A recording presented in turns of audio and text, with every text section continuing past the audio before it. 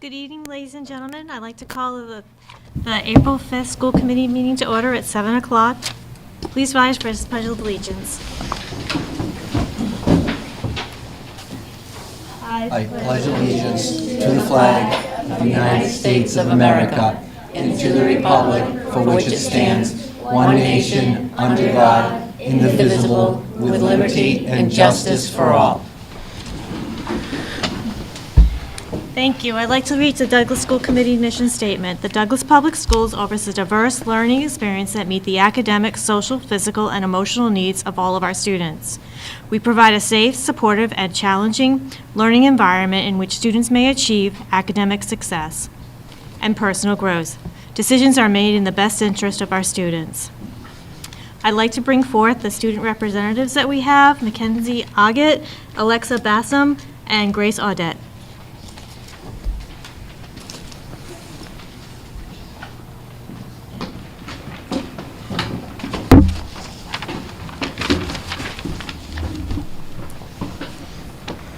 Hi, my name is Grace Audette. I'm a 7th grade student council member, and I'm here with Mackenzie Oggett and Alexa Basim, who are in 6th grade.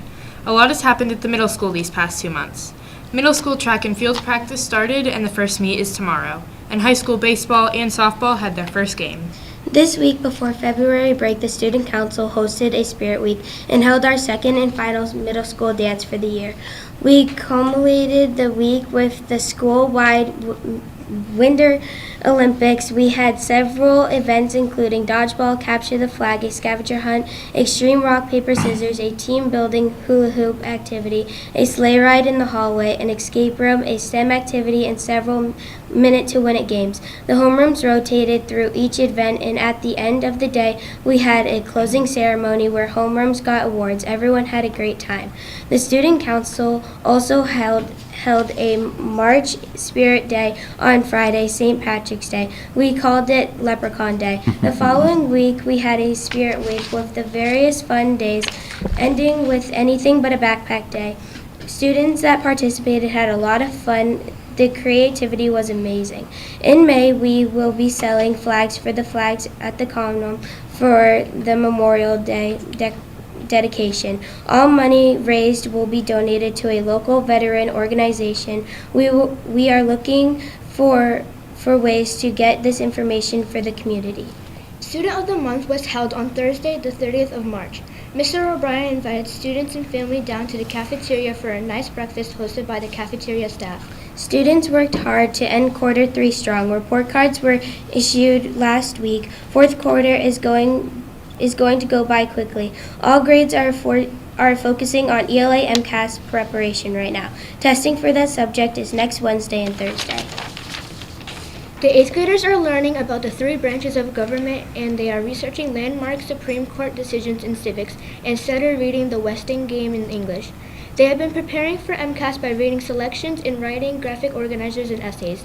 In math, they celebrated Pi Day, and in Spanish, they completed a March Madness competition with Spanish songs and videos. We're having a field trip soon. We're going to Hanover Theater May 10th to see Percy Jackson's Lightning Thief. Permission slips are due back on Monday. In 7th grade this month, students have been learning about various topics in each subject. In pre-algebra, we're learning about percentages. Mrs. Durham has been teaching us about percent error, percent of change, and simple interest. Now we're learning about probability. We're sad to see Mrs. Durham leave, but we know someone will step in and continue preparing us until the end of the year. In world history, we've been learning about ancient Greece and other countries in Europe. Currently, we've been talking about Athens and Sparta, 2 ancient city-states in Greece. We also just finished a project on the Greek philosopher of our choice. In ELA, we've been reading a new book, I Will Always Write Back, by Martin Gonda and Kaylin Ali-Franca. It tells the story of a correspondence between 2 middle school students on opposite sides of the world. We've also been working on tags, claims, narrative writing, and how to properly form constructive essays in preparation for the ELA MCAS that will be taking place next week. In science class, we've been learning about natural resources and just finished a project on this topic. Also in science, we're learning about ecosystems. In Reading, across the curriculum, we are beginning spring training based off of baseball in preparation for MCAS. It is a positive way to encourage students to put in their best effort when it comes to MCAS and MCAS preparation. In 6th grade, we have been learning many skills in each subject. In math, we are learning about integers and coordinate planes. We have also been doing some graphing. In history, we have been learning about world religions by taking many checkpoints. In ELA, we are writing and learning about the Titanic and doing many other essay prompts for preparation for MCAS. In science, we are learning the main ideas of cells and what is a cell and the names of the different parts of cells. The Friday before vacation, the Student Council will be giving students a break after lunch with 4 different activity options to choose from. The Student Council is planning this event as a reward for students doing their best on ELA MCAS. Thank you and have a good night. Thank you. Thank you. Thank you, ladies. Awesome job, ladies. Good job. Thank you.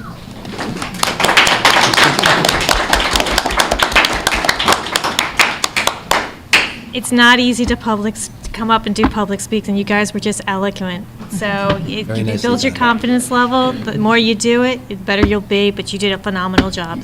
Thank you so much for coming tonight. Thank you, ladies. I'd now like to open the floor up for public comment.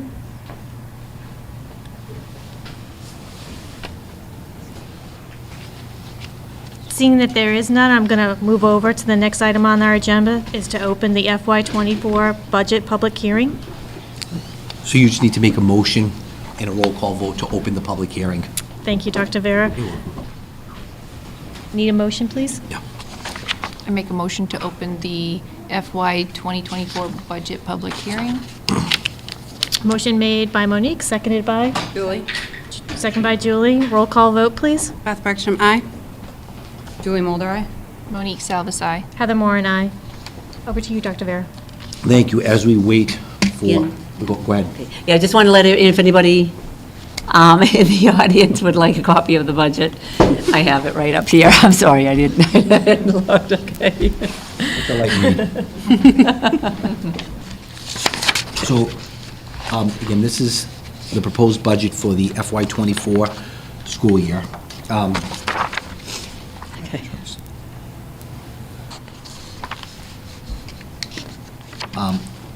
We have our mission statement, you know, the chairperson just read our mission statement. What I'd like to say, this is the culmination of a lot of work. We started the process and the discussion back probably in October, November. Mrs. Keegan has moved mountains to make this a reality, so I just want to thank her for it, thank the principals and all staff that made this happen. Our goal has been to provide, at minimum, a level service budget for the fiscal '24 school year. Spend some time talking about the budget narrative, and I just want to emphasize that this is a level service and not a real needs budget. What this budget stands before you represents what we have for our students in FY23, the same thing in FY24. We've done almost nothing to build, enhance, add staff, add programs, add resources for what our students and what our staff need. So this is a level service budget and not a real needs budget. On March 1st, we presented a $755,000 deficit that we had to make up. And we've worked the past month plus to make that happen. What have we had to do up until today to get down that $755,000? We had to increase the use of revolving funds and donations in the amount of $428,000. Unfortunately, we had to eliminate, and this was difficult for us to do, eliminate the 4 new proposed positions at $226,000. Just as a reminder, those 4 positions included the addition of an adjustment counselor and school and guidance counselor at the middle school, which is critically needed. It eliminates the high school Stars and Stripes special education teacher, which was needed. It eliminates the STEM teacher that was proposed for the elementary and the primary school, and it eliminates the custodian maintenance grounds person that we needed. And we also had to look at additional line item reductions in textbooks and many other lines in order to come down to our appropriation. Some of the budget drivers that we've talked about, some of the big things is 85% of our budget is made up of salary and wages. That's and Douglas isn't any different than any other community.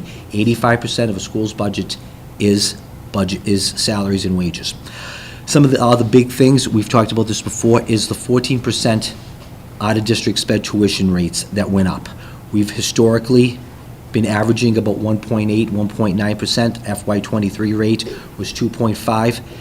They jumped it up to 14% this year. Our numbers, again, there's some fluctuation, kids moving in, kids moving out, but the increase to tuitions from 23 to 24 is $175,000 that we had to absorb in our budget. And then again, as I said, anyone who owns a home knows the cost of things are skyrocketing. I'll let Courtney give the exact number, but we usually estimate a dollar amount for repairs in schools over the course of the year. And this year, we were over it by, was it over? Yeah, this fiscal year, we actually had to take more, over $200,000 more out of school choice than what was budgeted. So you take all those factors in, and it made that $750,000 deficit difficult to absorb.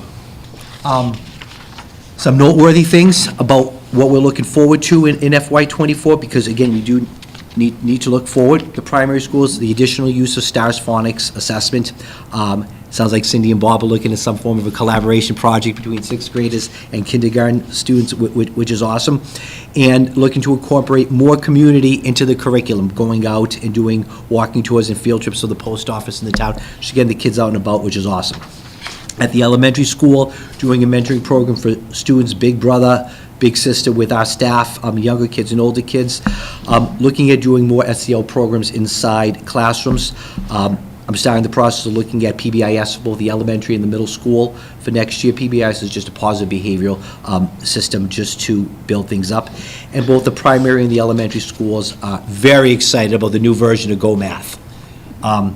As exciting as you can get about a new version of Go Math. Bob, at the middle school, a lot of work around scope and sequence and a lot of work around common planning time and really continuing to utilize that common planning time to help support teaching and learning.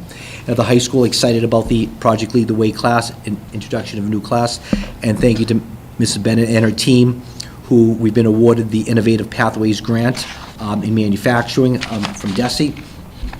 Basically what it does is it provides authentic learning opportunities and connections to the community, establishes statewide partnerships via internships and skill development. So we're excited about that opportunity for our students.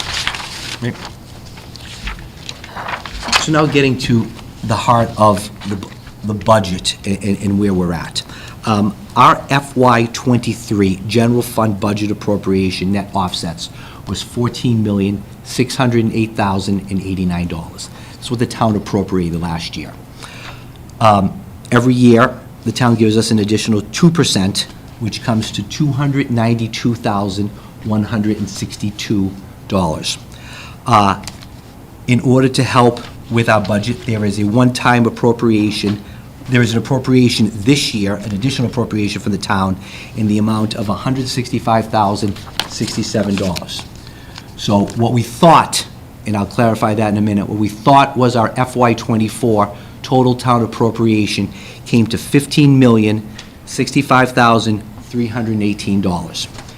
I'm going to let Ms. Keegan explain in a minute, but yesterday was brought to our attention by the town administrator that our FY24 appropriation was getting cut by $333,000.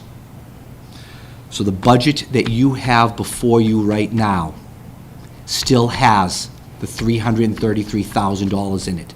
Our school system, our students, our teachers, our staff cannot absorb that $333,000 cut to the budget. I'll have Ms. Keegan get into a little bit more detail on that. Okay. So, as you know, we've come before you a couple of times, and we were working with the appropriation figure of $15,065,318. And we did send an email to the town administrator to confirm that, and we also had sent over our budget right after our first time that you, because of course we wouldn't send it to the town unless we bring it to you first, and we sent it, to the town administrator and the following day. And we've also have submitted the same as well to the finance committee. Of course, those two budgets were already needing a huge reduction, even with the appropriation of $50,065,318. And with that said, as you well know, and just to explain to the audience and the public even more, is that we have gone through the very painstaking and very painful for me, because I've been here for going on 11 years, and I've been here prior to the override and subsequent to the override. And I was saying all along, even to those that were brand new to the district, administrators brand new to the district, that, oh my God, this is reminding me of before we even had the override, and that's a fact. So we really worked very, very, very hard to come down, as a leadership team, looking at their budgets and trying to do everything they can to bring it down. Problem is, as Dr. Vieira mentioned, 85% of our budget is salaries. And we want to maintain the staff that we have, particularly the staff that we have, which is most of them, in front of our students in the school district, particularly during these times. So we have not removed any current staffing positions from this budget. But I will tell you, still, like I said, I can't say it enough, it was very painstaking and heartbreaking, honestly, to remove all of the textbooks from the budget, to remove positions that we've been talking about for some time that we desperately need and want, and the students deserve to have in this school district. Douglas is no different than, I don't care what you call it any town USA. A child is only a child once. They're only in first grade once, or fifth grade once, or ninth grade once, or 12th grade one time. It's a one-shot deal. So we really want to try our best, and I really, appreciate the support of the school committee as well. I want to state that at this time too, and the leadership team in the work that we've done. But even with all that we've done, and like we said, at the very last minute, we brought it down to this increased dollar amount of the appropriation, and we still have that amount. But at this juncture, we just found out about it yesterday morning, late morning. It was quite shocking. We were still dealing with trying to cover the deficit that we already had prior to receiving that news. And as I want to remind everyone, we've already gone and presented our budget to the Finance Committee. And at that Finance Committee meeting, the public hearing is next Tuesday, which is right around the corner, we did indicate that we still had some work to do, and how difficult that was going to be. So, it's really hard to know what else to say, except we are where we are right now as far as bringing it down to that dollar amount. But I hate even saying this, and I don't say this lightly. I don't say this to scare anyone or anything. It's just very likely that if we end up having to make that additional $333,000 plus in reductions, we are very likely to be talking about current staff. Current staff that we desperately need and want, and never mind the current staff that we have. I think folks on the town side, which we're very grateful for, and on the school committee, all the leadership team, myself, we wanted to add those additional positions for our students. And I feel that we had support both on the town side and on the school side for those positions. So it's heartbreaking to remove them. One of them we kept until like 4 o'clock, and I still had so much work to get ready for this evening. We just had to pull it out. We could not find, we went through every single line in the budget and pulled it out. I do also want to let everyone in the public know as well that, in case people are thinking about our revolving funds, I know a lot of times people talk about, they've got all these revolving funds and things. Yes, we do, and we do utilize those funds, particularly our largest ones are circuit breaker and school choice, which we talk about a lot. And we have increased dramatically our use of these funds, because anyone who knows me, who worked on the town side for 15 years and was a finance director, treasurer, collector, I was on the tax collector side. So I understand full well that you want to utilize the funds that you have and be prudently conservative. But you shouldn't be building up a war chest, because then, as I know from being a tax collector, then you're overtaxing people as well. You're not utilizing those funds as you should be. We don't do that here. Now, because our budget is so precarious here in Douglas, as in many places, we do have to keep somewhat of a balance, because we don't know what's going to happen. As I stated earlier, we had $200,000 more than we even budgeted for, because we have a 20-year-old building and a 34-year-old building. And when things break, we have to be able to open our doors the next day. We cannot have the superintendent doing a one call saying, I'm sorry, we couldn't fix something, we're not allowed to open up the schools. We have to get it fixed. And we're very grateful for the vendor we have, both on the maintenance contract end for preventative maintenance, which we budget throughout our school budget for all 4 of our buildings, but also when things break, we do have to get them fixed. So we are utilizing our school choice revolving funds, and you know, you have to think as being the finance person and also what I recommend to both the school committee and the superintendent. We need to be prudently conservative, of course, and I say prudently conservative on purpose. Conservative has a negative connotation. Prudently conservative is what I say. And we're actually in a spot right now, I'm going to say publicly as well, is that for the first time in a number of years, we are bringing our projected fund balance going into FY '25. I'm going to use the words precariously lower than I would ever like to see it. So we're kind of setting ourselves up for, you know, another situation. But that being said, without doing some decimation to our school district, this is kind of the situation that we're in right now. And anybody who knows me, who's been working with me from the school committee on subcommittees, budget subcommittee, they know darn well that I always say, you know, I need to be able to sleep at night. So if I make a recommendation, I'll sleep tonight, but I'm not going to sleep well. I'm not going to sleep well, that being said. So we have increased our use of the revolving funds and grants between '23 to '24, $508,105. That's more than what we did in the prior year. So we have looked at every single account, donation accounts, facilities rental account. We actually were putting that money aside to buy new cafeteria tables for the primary school. Unfortunately, we had to use a good amount of that to offset the budget as well, to come down to, again, and this is, well, I'll end here, don't want to go on all night long, but to come down to that $50,065,318. To give you an idea of how difficult it was to come down to that, let alone an additional $333,000 plus. And it's just, to be back where I felt over 5 years ago is not a good feeling, not a good feeling. And I know we're all here for the students, and we want to give them the best that we can with what we have. And I will, I think that's all I have to say. I hope I didn't say too much, No, you but. said what you had to say, which was perfect. So the proposed preliminary budget is $18,473,238. That includes, sorry, 36. That's what happens when you read without your glasses on. $18,473,236. That still includes the 333 plus, I think it's $338,000 that is being asked to be eliminated from the budget. We can't do it. We just can't do it. So I'm going to ask the school committee to approve that line for our staff, for our students, and more importantly, for our kids. Sorry, that's the number down. Sorry, Courtney.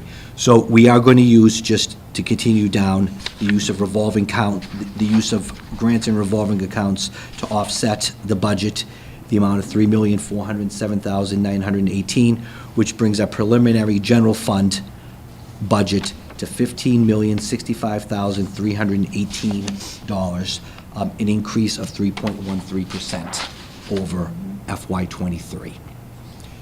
And that's where we're at for today. We can do questions now, and then we'll do a motion to vote when we get down to the consent agenda portion of the meeting. And I do apologize because of everything that was going on. Normally I do a nice little agenda item summary with the vote language and explanations and all that. We barely got this done to come tonight, This so was- so I this did was- provide the motion language for you, though. This is not what we were expecting No, not at all. 30 hours before our public hearing on our budget. Yeah. Any questions before we make a motion?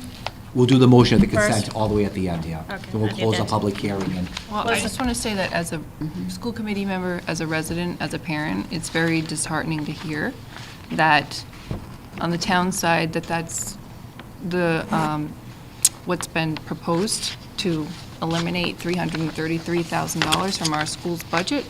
When we're talking about 85% of the money that we have available goes towards salaries and wages, and we need to have, staff in place that can support our students. It's very important. But when you want programs for your children and you want to bring a 21st century education to your town, there's not a whole lot left over to do that. And when the town is suggesting that we take this money away, it's extremely disheartening to me in all those ways. So I just needed to have that be said. Second. Agreed. I appreciate everything that everybody's had to do for this budget and continues to do and will continue to do next week and the week after, because we know that this isn't done, but has there been any movement on anything legislatively for circuit breakers, like doing a retroactive? So the one thing Or I've learned not from- retroactive. One thing, I've learned many things from Miss Keegan. You never, ever, ever count your chickens Before they hatch. So there's talk out there. The numbers have moved and fluctuated until The the money. check has been mailed and Yeah. deposited in the been account. approved. It doesn't, Appropriated. it hasn't happened. Yeah, But there is talk, but we're not even going to yeah, there is. begin You to can't- assume. About a number of things, Yeah. but, right. You but- can't base a budget on that Yeah. until it's No. actually been appropriated to you. It's kind of. No, I'm just thinking of what, as taxpayers, we can advocate for with our legislatures. Absolutely. And how we can get that information out to the Good point. public so that they can email the people that are Definitely. representing us. Absolutely. Anything else? That's it. Right, we just need a motion to close, then we, Motion to close the public hearing. Second. Motion made by Heather, seconded by Julie. All those in favor? Aye. Aye. Anyone opposed? Anyone abstained? Okay, motion goes. Moving on to old business. none? Moving into the new business. All right. Next, we have NESDEC here to present. We have Dave DeRossi and Mike Palladino from NESDEC to present. I'll do a brief introduction, not to steal their thunder, because I know they're really excited to be here. But NESDEC provides services to school districts, school committees, when they're going out to hire and recruit for leadership positions. So we're in the position where we need to advertise, look for, and interview a special education director for the Douglas Public Schools, and I've asked NESDEC to come in and talk a little bit about their services, what it looks like, and then we can have a discussion and talk about next steps. So I will turn it over to the capable hands of Dave and Mike. Thank you, that is well said, and I It's almost like I could work for NESDEC. We're always looking for good people, so. Hi, my name is David DeRussi. I'm the Associate Director of NESDEC, and on behalf of NESDEC, we are happy to be here. To my left is Dr. Mike Palladino. And I'm a senior search consultant with NESDEC. I've been with NESDEC for, we were talking about that earlier, well over 20 years. So really, we are a corporation that has been, we're nonprofit, and we have been in the business of assisting school districts for over 75 years. Our roots trace back to the Harvard School of Education, 1946. And what we do is a variety of things, and one of our areas is around searches, executive searches, superintendents. We work with districts now more and more on principal searches, central office staff, finance managers, sped directors. And we've been doing it for a long time, and we have over 700 searches under our belt through our tenure. And our biggest, I think,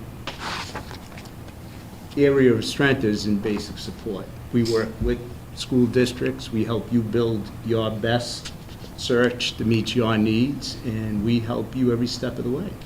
And I will turn it over to a gentleman that's run a lot of searches. Well, and you have your packet in front of you. I don't think you've had a chance to go through it yet, but I have an outline, we have an outline for you in terms of what we would be doing over the next couple of months. And on the left-hand side of your packet, you'll see what we have is the executive search outline, and it'll take us all of the steps that we pretty much you need to be thinking about and going through. We also have on that left-hand column a timeline, because here we are already in April. If I understand, you're looking for somebody for July. So I think we need to get moving on this right away. So, but to think of all the things, and I don't know how much, Dr. Vera, how much you've actually been thinking about it in terms of the Thinking about it. process. Because there's a lot to it. And so a lot of decisions will need to be made within the next week or two, probably within the next week. But anyway, you can see by looking at the outline that we will have to spend some time talking about the design of the search and how you want it to go. You'll have to think about putting out a letter with regard to, describing your school and describing the position a little bit.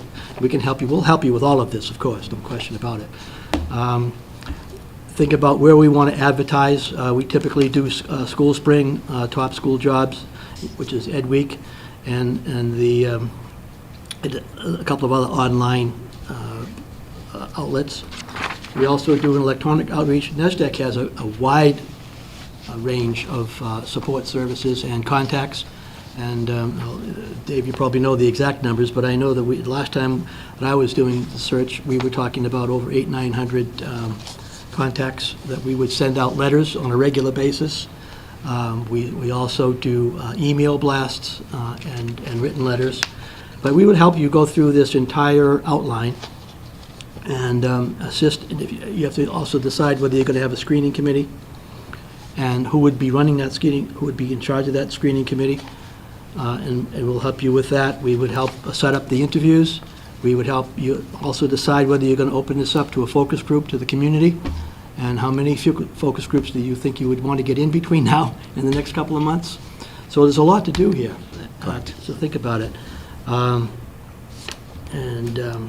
if you take a look at the outline and the timeline, you can see how we would arrange it. We would do the orientation, we would develop the letter of and advertising, we would publicize the vacancy, and then we would do the needs assessment. If you want to go through a needs assessment, that's up to you, whether you want to do that or not, or whether you want to have focus groups. And then we'll set the application deadline. Usually we run those for 5 to 6 weeks. But again, whether we would do that at this time frame or not, that's something we could talk about. Everything is going to be tailored to how you want to have it done. But these are the things to be thinking about. Whether you want whether you want the candidates to visit here, whether you want to visit candidates when we narrow it down to some of the finalists, all that has to be factored in over the course of the next couple of months. Okay, so You talk a little. One of the things I like is that you have the ability to recruit and we don't. So can you talk a little bit about that? Yeah, right now, we cover basically 6 states, from Connecticut to Maine, and we have a pretty broad footprint. And when Mike was talking about us blasting it out, we also have, affiliations with college groups, we have affiliations with other organizations like us in those 6 states. We have over 340 affiliates, so everybody will get that information. So we would be able to get information out to a broader range faster. And the last few searches that I have been involved in, Dedham, and we're currently down in North Kingstown, Rhode Island, Hudson, Mass. Dedham and Hudson, we brought in over 30 candidates, and North Kingston, 15. So we're able to really maximize and get the message out, your application out in the front of a lot of people. And one of the things that's important to all of us is that community-wide needs assessment and focus groups. Can you give a couple examples of, I know what that means, but can you give a couple examples of what that looks like in that process? Yeah, well, again, we would talk about how you would want it set up, but typically what we would do is we can do a survey, which we've done an online type of survey. We would talk about what kind of questions you would want to have answered. And then we would set up some focus group meetings, whether that's, we were doing a lot of them online, with Zoom in the past, but we could do it here, or we could do it out in the community.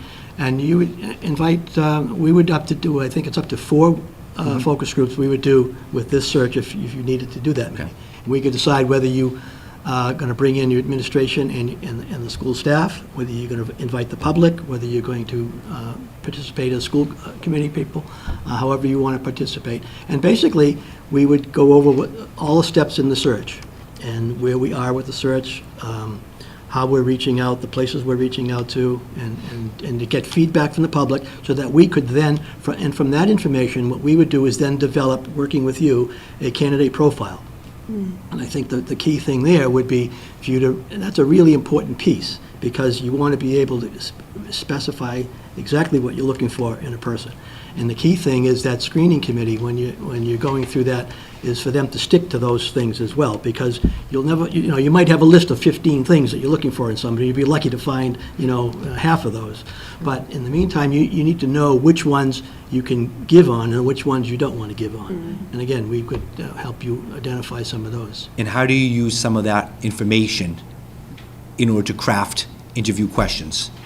Again, we would take those things and we would develop that right from the search. In other words, while I'll be at those meetings, and I'll be taking notes, and I'll be be able to develop questions. And we have a whole host of questions that we already have that we could pick from if we needed to, or tailor them to whatever specifically as you may need them. And what we typically find is sometimes a combination of both of those, because there are some things that I think school committees and superintendents and staff want to know and what they're looking for in a person, and we'll help fine-tune that. Right? Again, I go back to the who. What are you looking for in a person, and the what and the who. Those, to me, are the two key things as you're looking for somebody. And just real quickly, you have a great background, Mike, so I know you'd be helping us out run this. Can you just give us a little bit about your background, where you came from? Well, I was a special ed teacher for 7 years right out of college a while ago, and for 30 years I was the executive director of the Accept Collaborative in Natick. And when I left there in 2007, I've been working with NESDEC, and I've been doing searches, I've been doing special education program reviews, and I've done a couple of interim collaborative positions in the area, actually, up southern Worcester County. I was doing executive director interim there for a couple of years, and I helped them with a couple of searches they were doing. And I did another interim at the Charms Collaborative down in Stoughton, Massachusetts. So this was after I left Accept.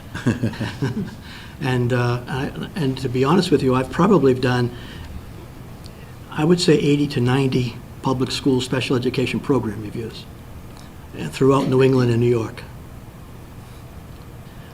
So you understand special education? Well, I understand special education very well. That's what we need. All right, that's what I just wanted to hear. Thank you. You get the gold star. I will also let you know that, in the collaboratives, that we always had the special education advisory teams, advisory groups. So each special ed administrator from each of the communities was part of the collaborative advisory group. Yeah. So I know the role very, very well, and I know the pluses and the minuses and all the things you need to deal with in that position. Thank you.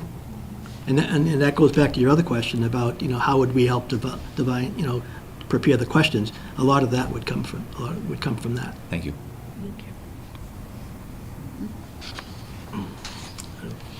Any questions from the committee? I just am curious, what is the typical timeline? I know you said, we have an aggressive timeline. Yeah. What is the typical timeline? Typical timeline's about 120 days. Okay. We would typically advertise from anywhere from 5 to 6 weeks. And that would be, like I said, the online School Spring and Education Week and AASA.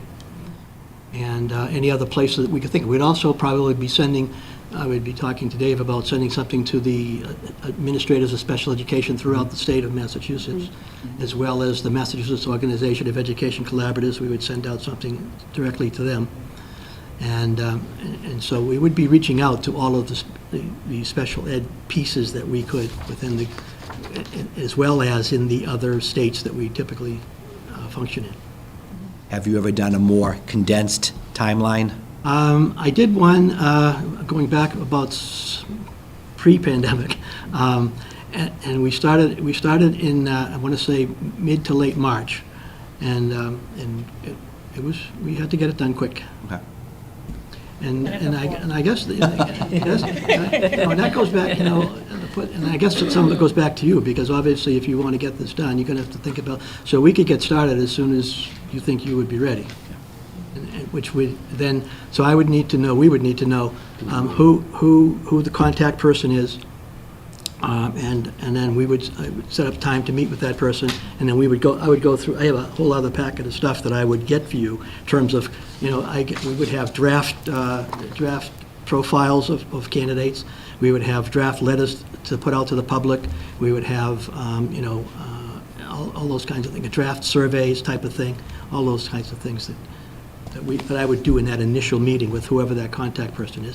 We would talk about developing a screening committee, and then what the role, I would help you with the role of the screening committee, which is different than the school committee, because, and we'll talk about your role as the person that will be hiring the director of special education, and what the role of the school committee is, and all of those kinds of things. Would be all the things that we would be sorting out in that initial meeting.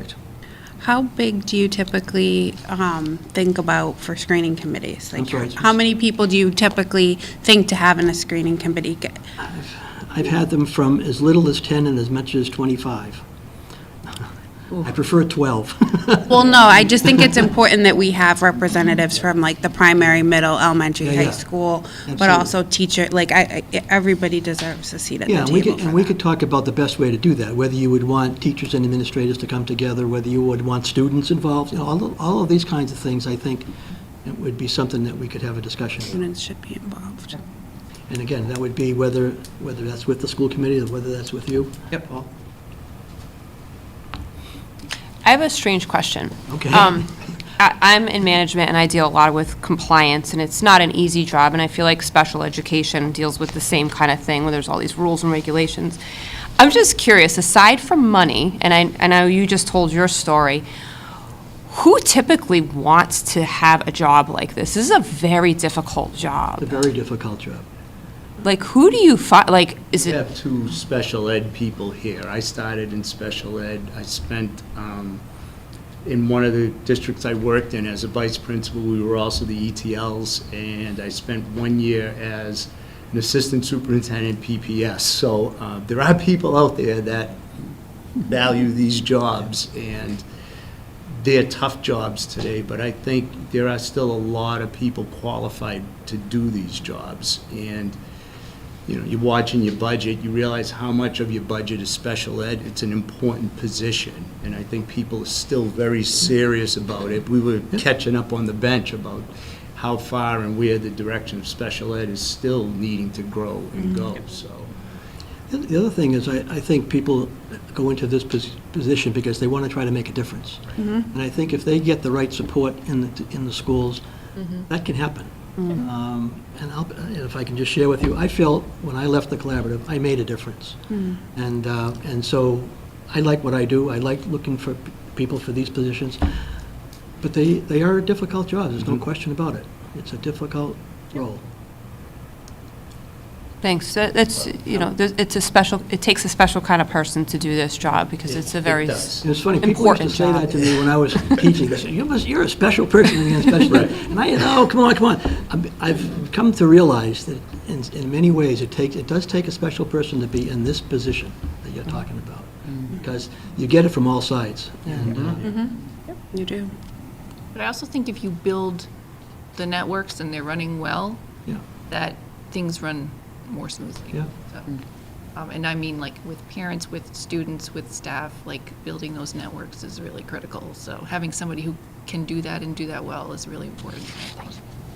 And that's why, we would, going back to that, when we develop the profile of the person that you're looking for, those are the types of things we would put in that profile, and so, and then, like I said, when you have, if you have 10 things in the profile of the person that you're looking for, know what those first 2 or 3 are that you don't want to compromise on, because at some point you may get to the point where you're going back and forth, but they're not getting to the priority questions, and you have to decide whether you're going to go with that or not.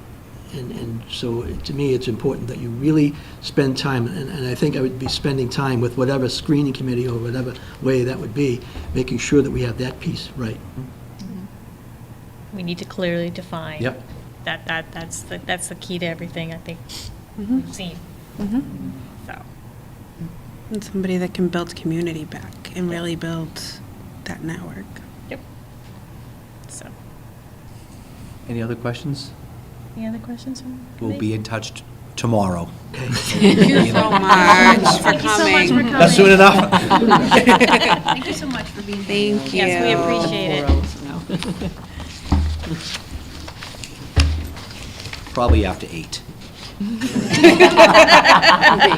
AM. Fair enough. Not as early as my past days as a superintendent. Thank you very much. Thank you so much. Stars, thank you. Just tell me to start the stars. Thank you. Thank you. Good luck. Oh, okay. I guess I don't know. You know what you're saying. Cindy figured it out. We're going to move on to the STAR update. It'll come up, Ms. Sosha, yeah, I guess. are you coming too?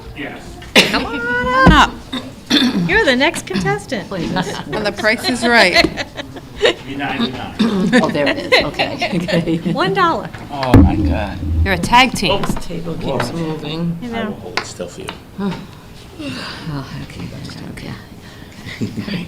All right, so transitioning now from budget to NESDEC to STAR data review, and I know we have a lively presentation. One of the things the committee asked after we did our mid-year was to come back and look at that mid-March review. So Mr. DeFonso and Ms. Sosha went back and looked at their mid-cycle review, and you're going to see some information here as to how the kids have progressed or not progressed, and also what we're doing to make sure that we're catching them up and doing things. So you'll have some good data, some things we're really excited about, some things we know we still have to work on. But if everything was perfect, our jobs and our lives would be really, really, really easy. And it's not that simple and clear cut. So, Be boring. so I think. I would Ms. like boring. Yeah, I was just, I everyone would thank love, you, Heather. I'd Thank love you, a day or Heather. two of boring. I was just gonna say the same thing. I'd gladly take a day or two of boring. We'll turn it over to Ms. Sosha with the first few slides. Okay, so a little bit of information just to share, and I know we've touched on a few things here, but I was able to do a Zoom meeting with the representatives from the Renaissance Star, and it was just a Q&A, and of course, I had the list a mile long of Qs. So, but it's always good because I always come out with some kind of information. So what we wanted to share is, you know, I know we've alluded to it, how this test is different. It's not like an MCAS, and it's really different than what we used previously. And so it's computer adapted. So what happens is, when the student takes the test for the first time, the first two questions are bumped down 1 to 2 grade levels. So if they're a third grader, their first couple of questions could be a first grade question or a second grade. From those answers and those responses, if they're correct, it bumps up to a more difficult. If it's incorrect, it bumps down. And so they keep going through that throughout their about 34 questions, they said. And that's how they get their balance of questions, and that's how they come to the scaled scores. The second time that they take it, it doesn't go back to a grade level. So when we do the mid-year or the in-between session in November, it goes back to the previous test, the previous assessment, and it starts there. And again, it's that up and down, you know, and we still don't see the questions unless the teacher's really sitting there. That's the one thing that we wish we could see. But it's just adapting to the child, up and down. And then the scale scores, what we wanted to show you is that is the result of, it's calculated, of course, in the number of correct responses, but you could score in the green at the beginning of the year with a 751, like I have in the chart. This was just a grade 1 example. But that green or at or above at mid-year is a different number. So you can see they progress all the way through. Each time we do an assessment, those numbers get progressively higher. So we wanted to make sure, you know, so even parents might be confused with that, where they say, well, they were green before, and now they have a better score, why aren't they green again? And it's because of that scale up and down of the test itself. And I did get a few other good things from that, but, You want to share? well, just that they are coming out with a Star Phonics, and I was interested in that, especially at our level, so I'm kind of looking at that, looking at a demo.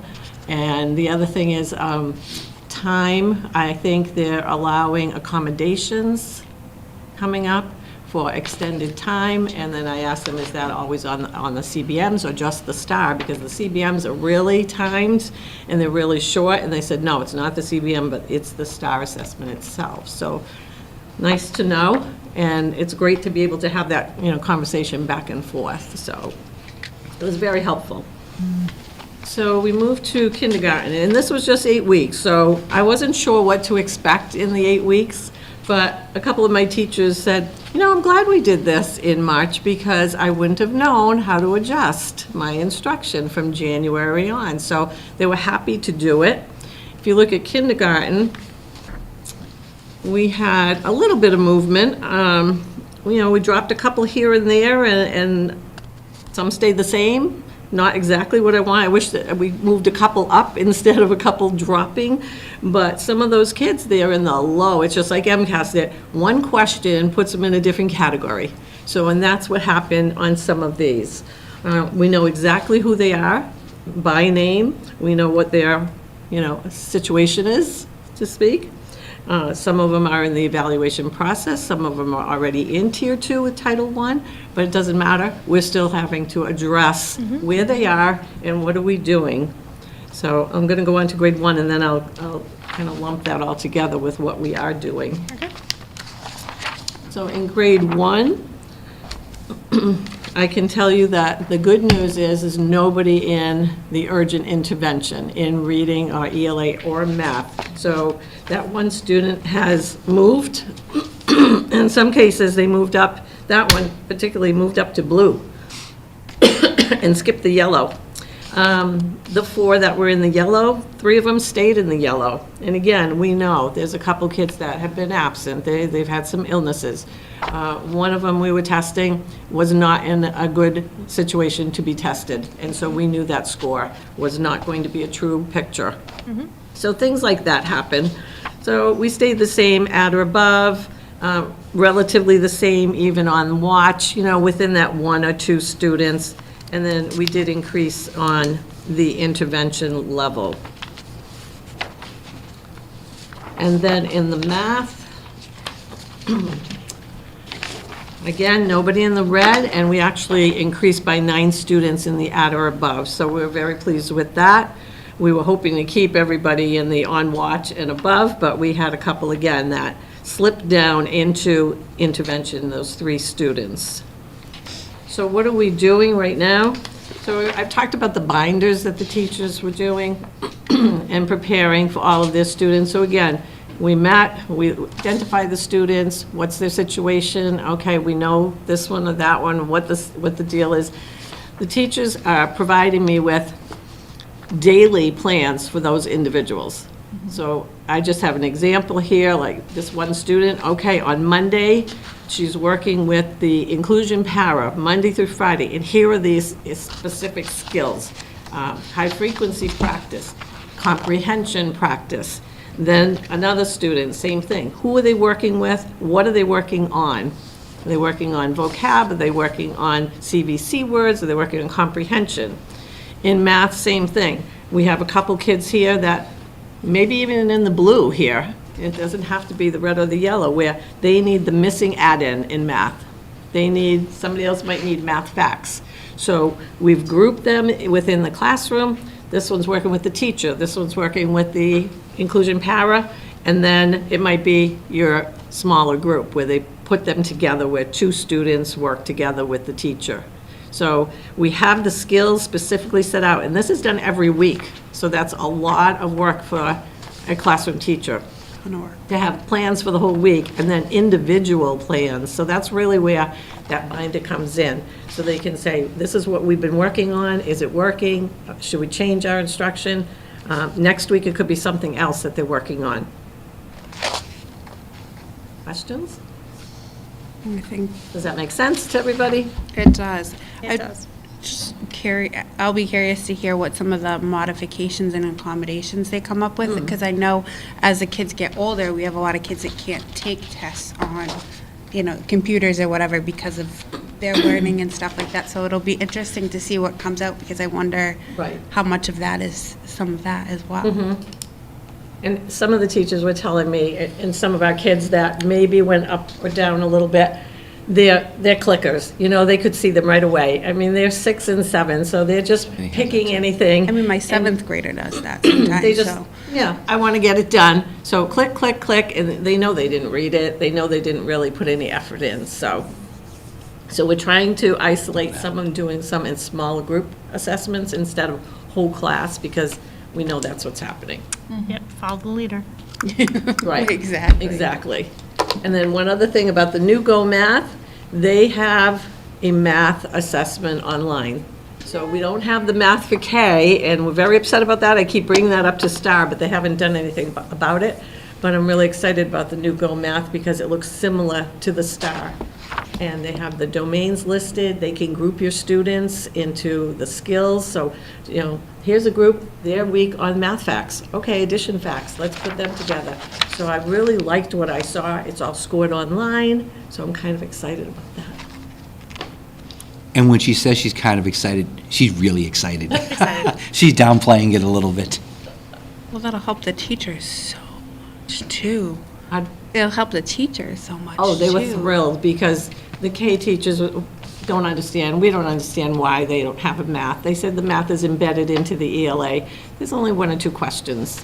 So I don't think they're really up with the times with that. We really need a separate math. And the Go Math assessment that we had used is very tedious. It's paper and pencil, where this would be on the iPad, and it would be all calculated, so, and the reports would be written out, so we could supply that, and it would be useful for parents and for teachers, so. That's wonderful. Awesome. Thank you. Any Now, question? Mr. DeFonso. Mr. DeFonso. All right. Good evening. Good evening. So it's interesting what Mr. Socha said. One thing I very much agree with is kind of like you kind of do things based on outdoors, based on like weather, for example.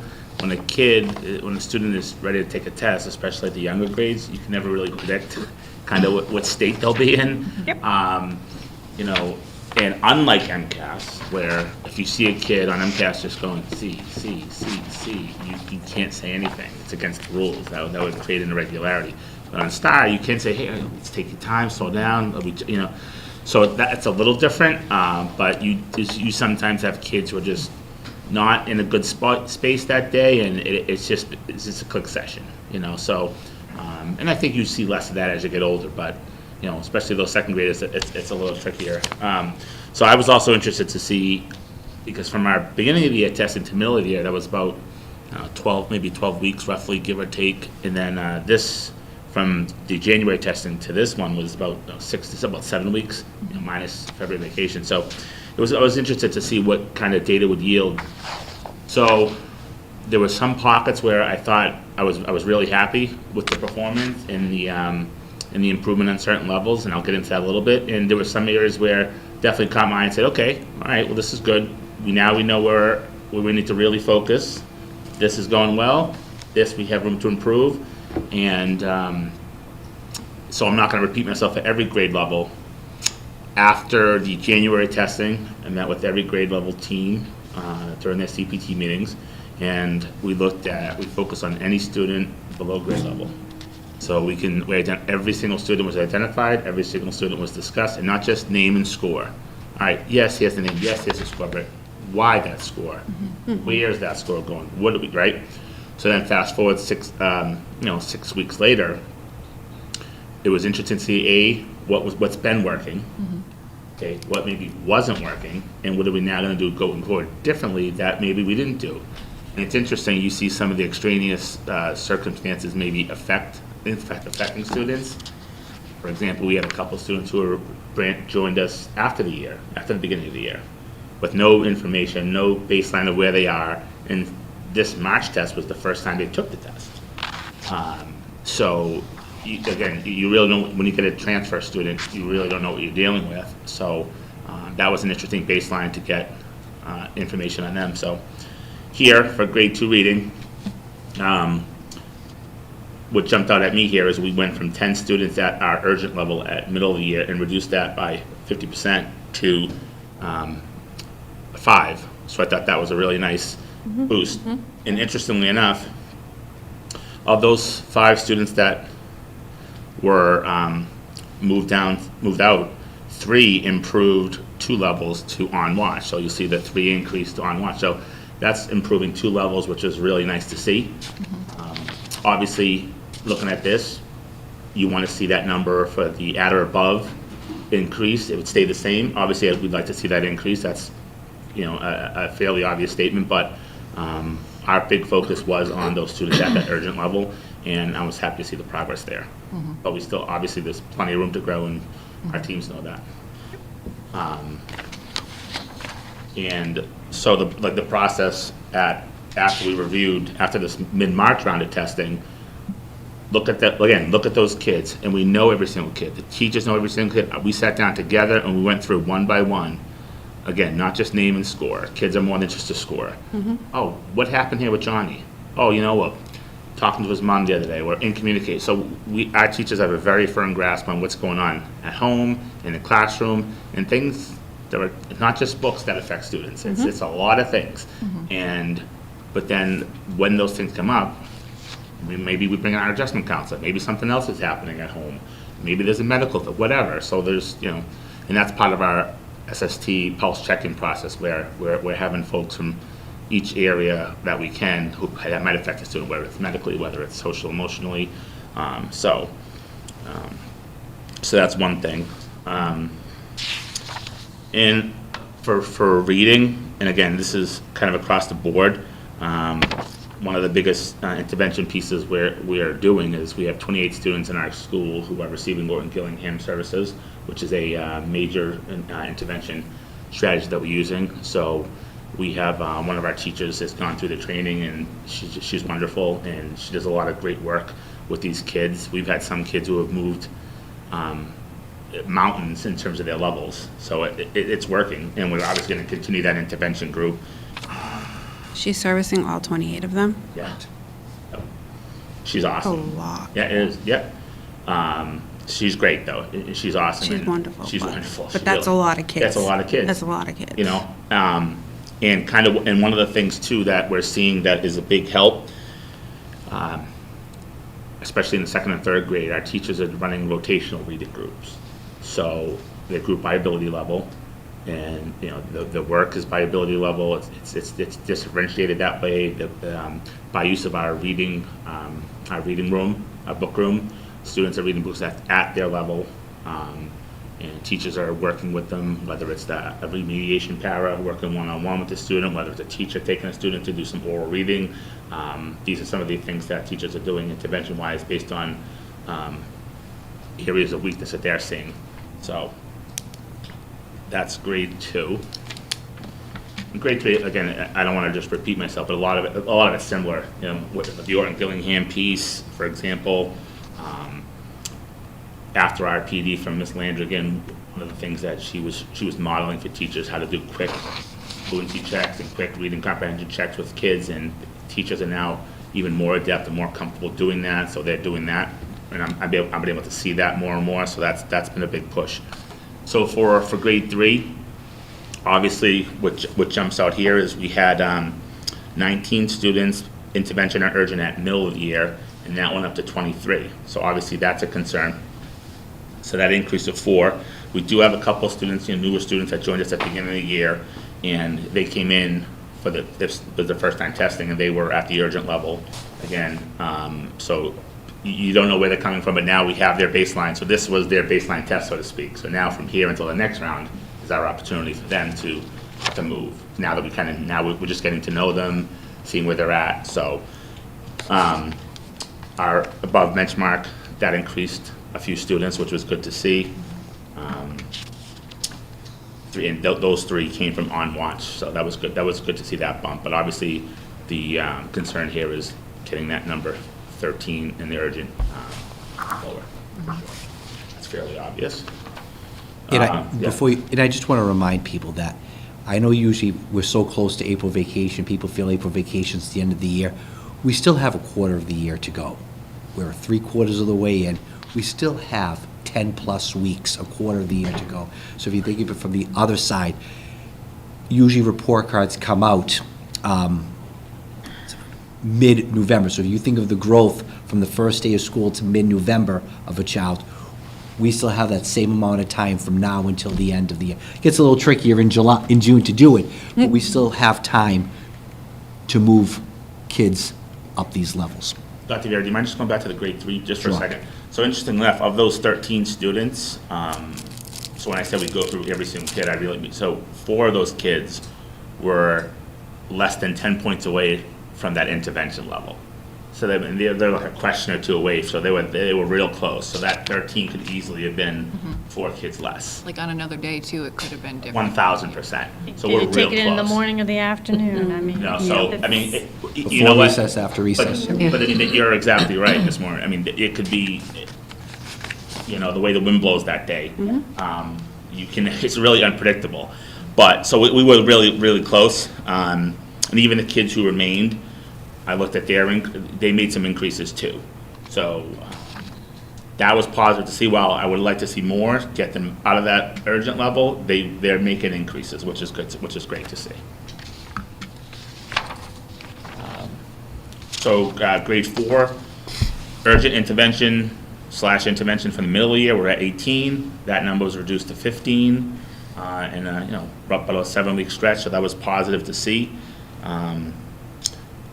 And we moved those students. Said 3 moved up, 3 moved down, moved up. So that was really nice to see. And again, like for other grades too, and I'll mention this here. One of the things I'm seeing a lot of, when we met with staff, we looked at not just the scores, but STAR does a wonderful job on the standards report. So I can take any teacher, plug in math, and they list every student on the left, and across the top is every standard, and it will show yellow if you're right on the bubble, red, green. But it's such a great visual because you just see that huge cluster of red. It's like it hits you in the face. Whoa, that's the area where we're hurting. You see the green. Oh wow, we're nailing this area. So it's a wonderful visual to see, and teachers have access to that. So when they're making their centers, whether it's a daily 5 type of format, they can all right, this is going to be for this is going to be for that. My small group today is going to be X. So we're utilizing that standards data from STAR to help tailor our instruction. So, all right, so math. All right. So for grade 2. 12 students were urgent / intervention at MOI, and it remains at 12. So obviously, we didn't go down, we didn't go up. Not happy, not sad. So kind of like, all right, we got to do something about that. We can't remain stagnant. We did have 2 students move out of urgent, however, from the middle of the year to this. So that was the obvious positive here. But we clearly need to work towards moving the other numbers in the right direction. So for a little bit, some of the things we're doing in math, that especially even since the first round of testing, which I'm talking more and more teachers are doing, with one of the coolest things I think about ST Math as one of our tools is you can customize it at the specific standard. So when teachers are looking at those standards and where kids aren't doing well in, they can go into ST Math and say, all right, I want these 7 kids' ST Math work to be on measurement and data. And that those students can get work just on that. So you can really customize the areas. And how do we know those areas? We take our STAR data. So it's a really nice tool to use. Just want to make sure I didn't. In the second grade especially, one of the strategies that in our building curriculum accommodation plan, you see it a lot more in younger grades, but a lot of pre-teaching skills. I think is enormous, and I'm seeing that. So when a student's really delving into the lesson of the unit, they have a little bit more confidence going, a little bit, they're building up that schema, and it does make a difference. So you see that in all grades, but I see it more in second grade, because the students are a little bit younger, but, so I think that's a big piece. All right, so, but can we go back to grade 3, sorry. Yeah, we did, okay, you can go to the next one, thank you. All right, so for third grade, urgent/intervention, 13 students, that number went down to 11. So again, moving in a positive direction there with the lower group of below benchmark kids. Obviously, I'd rather see that top group number go the other way, but again, we're making positive gains from the bottom going up, so we need to make sure that top number starts going the other direction.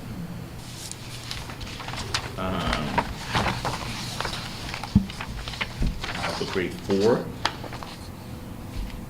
So grade 4, 15 students, urgent/intervention at the middle of the year. That number got cut down to 8. So that was a massive gain there.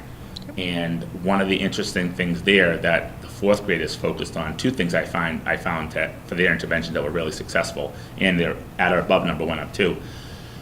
They'll do a quick, common, formative assessment on a Monday, whatever the skill is for that week. And based on that skill, that's how their groups are formed for that week. So Johnny, Susie aren't necessarily stuck in the same group every week. It's fluid and it meets their needs. So it's it's a pretty simple idea, but it's very effective. And one of the areas we talked about way back when, fractions was a weak area that they identified. And that's pretty consistent in terms of a low area. But so they call it Fraction Friday, and they take time to do some fraction work every week. And is fraction scores through the roof? No, but have they made gains in there? Yeah. So those are some of the things they're doing to make an impact, and I think the data shows that. So I talked about the flexible grouping as one of the big things. So yeah, that's it. Any questions, thoughts, comments? I just am appreciative of you bringing this data to us. I think last year when we first started with STAR, we did the mid-year assessment and then not again until the end of the year, and by then it's too late, and we did see some dips. So knowing that you're all really focused on this, you're looking at kids individually to make sure that we don't slip, and that's really important. So I do appreciate all that effort. I know it's time consuming, you have a lot of students in your building, but really to look at them on an individual level is like critical for every individual kid. So thank you for bringing it to us, I appreciate that. And it was reassuring to see that in most areas we're maintaining, so I was happy to see that. Thank you. Thank you, guys. Thank you, Jack. Thank you. All right. And then the last part of my report is my goal and evaluation update. Before I dive into this, I just want to say, we always hear that it takes a village, and although these are my goals, they really represent the work of a lot of people. It takes a lot to educate a child. It starts in the morning with a bus driver, picking them up and greeting them.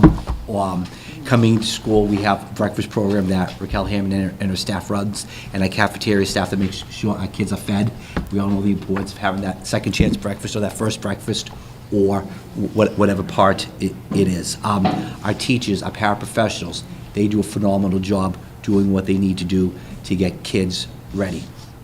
We have our nurses, we have our counseling department, we have our members of our leadership team. Everyone comes together to play their part in educating a student, and no one's role is more important. So although these are my goals, I couldn't do it without the help of all these people.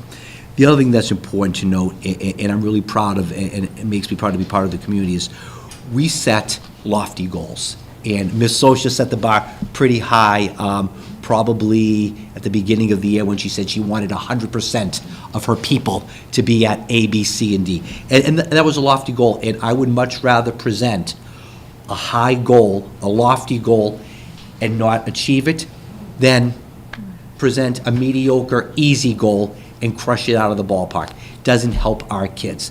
And I know the principals appreciate the fact that they can have those lofty goals, and if they don't meet them, we understand, and I know the committee, or I hope the committee feels the same way too, because we want to set that bar high, and if we don't meet it, at least we know we worked towards it. So the first part of the goals talks about the 4 standards. There are 4 standards in the evaluation, 21 indicators, and 39 elements. And at the beginning of the year, we picked 1 indicator from each of the 4 standards. There's 16 pages here. I'm not going to go through all 16 pages, but I just go over some of the highlights of it. The first standard is under instructional leadership, and we chose the evaluation indicator. The importance of being inside classrooms, of principals being inside classrooms, teachers, principals having those conversations with teachers. And again, some of the things we did is we did those 10 DESE look-fors. DESE came out with a list of 10 things they need to see and we should be seeing in classrooms on a regular basis.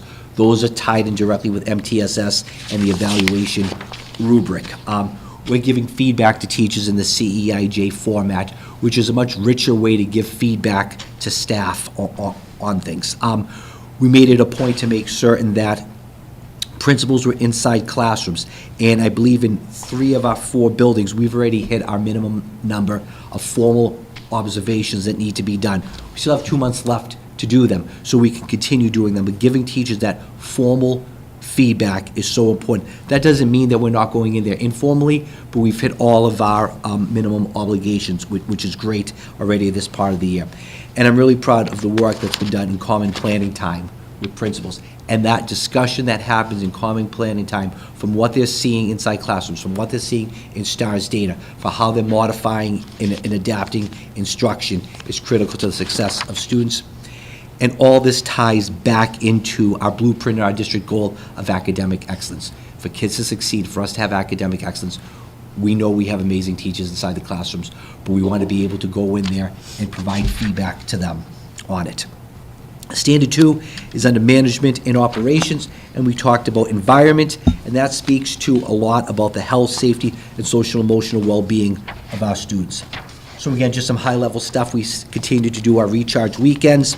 Earlier this year, we did about 3 months of monthly community Zoom meetings for families to give them some resources.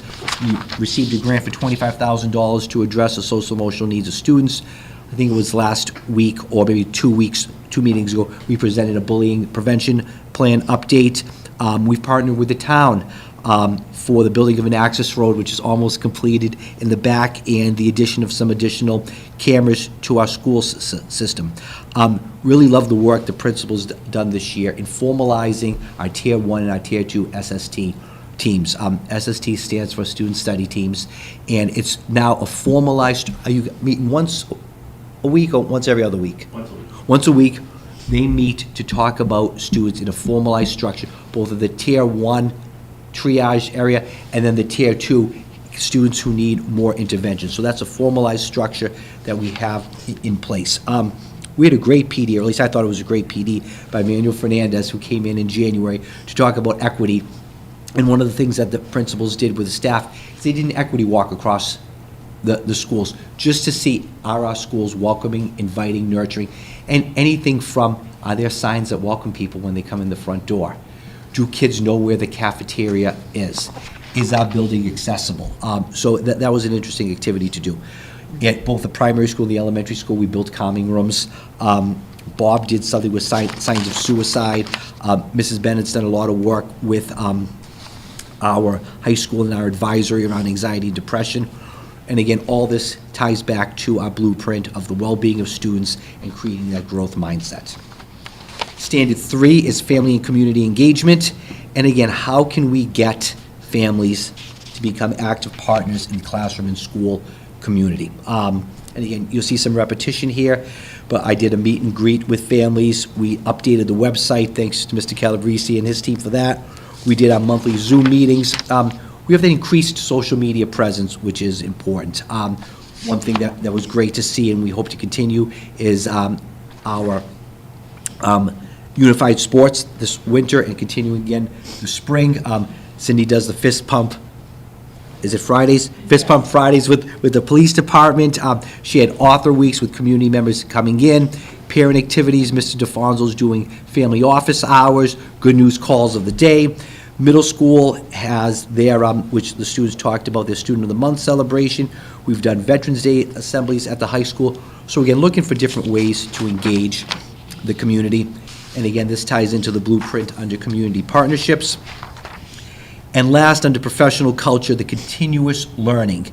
And it's developing a culture of reflective practice for all of us to go back and look at what we've done and how we can do better. You've heard a lot of it today here with the STAR.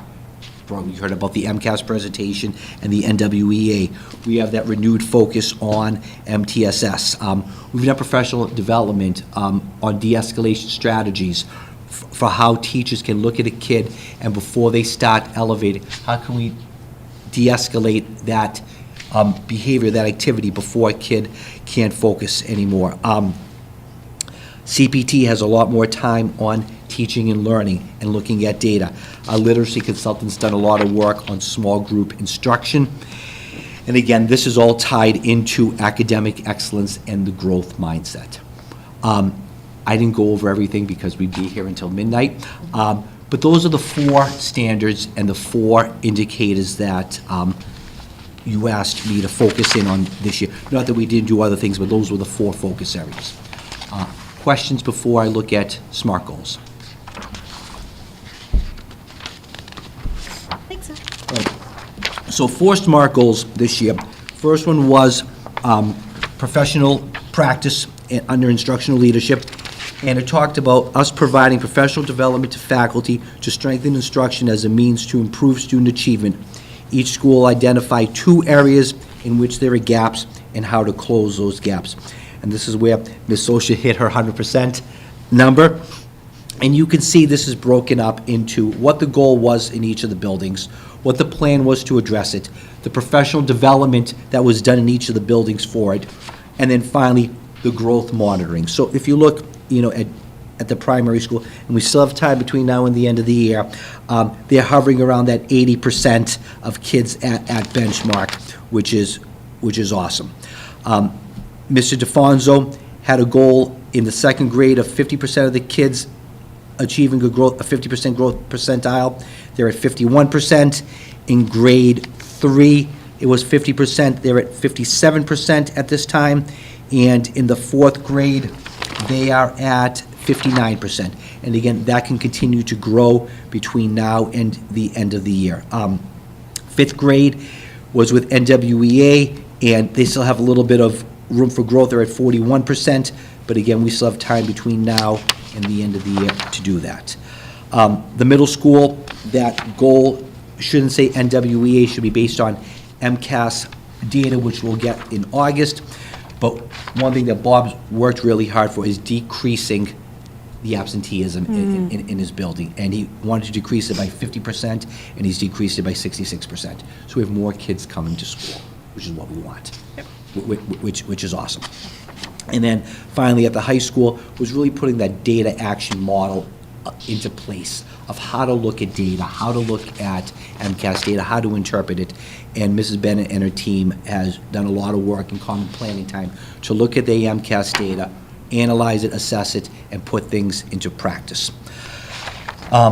Second goal under student learning goal was to develop a culture in which staff members are reflective about practice and use the data to enhance instruction. And we've heard what they've been doing. We see, Bob talked about it, Tara talked about it, Cindy and Anthony today talked about all the work the teachers are doing, looking at the data in order to move students forward. District improvement goal in terms of instructional leadership was to analyze and make certain that curriculum assessments in each grade level are aligned to state frameworks by June of '23. I think this has only been done at the primary school. We didn't get to it this year. Can't sugarcoat it, can't say it any other way. We didn't get to it. So that was something we weren't able to get to. And the last goal, which really excites me, is the amount of work we've done on MTSS. And I really think it's a game changer in schools, and I'm really proud of what we've done and where we're going with it. Just as a review, MTSS is an umbrella that meets the academic, social, emotional, and behavioral needs of our students. And it really focuses in on 3 areas. Universal design for learning, which talks about making sure the kids are engaged, talks about making sure that we're presenting information to kids in multiple ways, and making sure the kids have multiple ways to interact with the information. We had a consultant come in and work with us about a month ago. It's really about removing barriers. Every kid, every adult, regardless of what we do, there's a barrier to us accessing the curriculum. How can we remove those barriers, create that equity, and you do that by presenting information in multiple ways, and you're doing that by giving kids multiple ways to interact with the information. So you have a chart here, and again, when talking about UDL and doing that, we've started those conversations with our staff. They understand the language, they've heard it enough this year. The PD around it probably takes 4, 5, 6 years to do, so we're not going to do it overnight. I was really thankful to a consultant that came in and worked with us and gave us a great starting point to build off of for next year. So we had, as a leadership team, that professional development about a month ago, and we'll be able to use that next year for the start of the school year to build upon. The tiered supports are so important, and the work that's being done in SST at that Tier 1 and Tier 2 is critical. As opposed to letting things fester and waiting too long, the fact that we're meeting once a week in a formalized structure, we know who the kids are that are struggling or having troubles at home or troubles with boyfriends and girlfriends or whatever it is at the issue. We can get those kids' names every Tuesday, put a plan in to check in on them, work with them, and catch it before he gets to the next level. And we're doing that for everything, academic, behavioral, and social emotional. And finding that equitable access. We talked about all means all, and it's really true, but it's about removing barriers. We have to find a way to remove barriers so that all kids can access the curriculum. And it's everyone, even AP students have a barrier, and we have to figure out what it is and find a way to remove it to allow the child to better access the curriculum so they can soar. Those are my 4 goals. We did better in some than in others, but again, I'm grateful that the committee allowed me to set the bar a little high, and I'd rather set it high and not hit every single goal than really set a low goal, and we don't grow that way. So, those are my 4 goals for the year.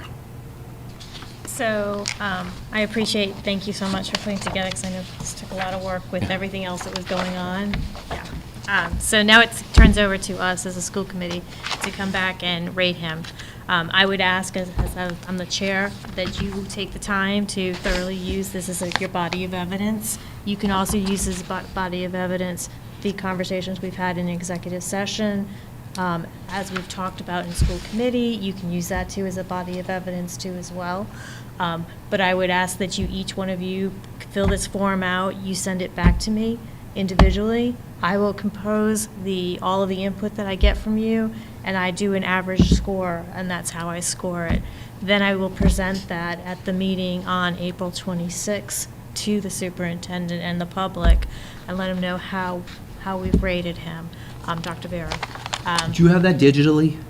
I do have this. Okay, digitally. be easy, I think, okay. So I did ask, just to have in color, because it codes out where you have to actually rate Dr. Vera's based on our objectives and stuff like that. So I would ask that I need to have this no later than April 22nd back to me. If you could get it to me before then, that'd be wonderful, because I'll have to wordsmith and put in, I try to take in, like I said, input for everybody into this evaluation.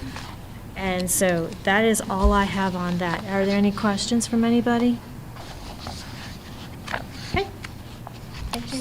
Thank you, my parts. Sorry, I have one quick question. So there are some highlights here, but it looks like there are other areas we need to complete too, or are you just looking for the highlighted areas? You could, where he'll be judged on are actually the highlighted area. You can put in there where you think Dr. Vera fell, but the highlighted areas is where I take the grade score from. Okay. So, does that help you? I can send you last year's too as well, if you need a I think I sent it to you via email, but we filled out every single Right. thing, but now we don't have to do that. You don't have to, because we toned Okay. in onto the particular area that we need to be. Okay. Correct me if I'm wrong. Correct. So, anyone have any questions? All right. Back to you, Dr. Vera. Anything else? That's it. All right, thank you. Moving now to the school committee and subcommittee reports, the accounts payable reports. I did sign all of these, I do believe, correct me if I'm wrong. Or Beth? So I warrant 39 SH23 and 39 SCHL23, batch of 9 for $76,829.52. Yep. Or 70, yeah, 800, bless you. Nothing was noted out of the ordinary with this. Next warrant that I signed was 40 SCH 23 and 40 SCHL 23 in the amount of $183,186.56, and there were 10 items in that batch. Nothing out of the ordinary with that. Any questions on that? Moving on to next is to our consent agenda. I would ask that everybody review the March 15th school committee meeting minutes.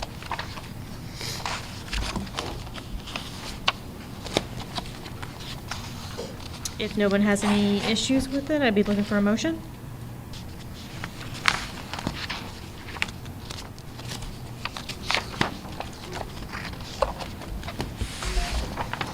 I move to approve the March 15th, 2023 school committee meeting minute notes.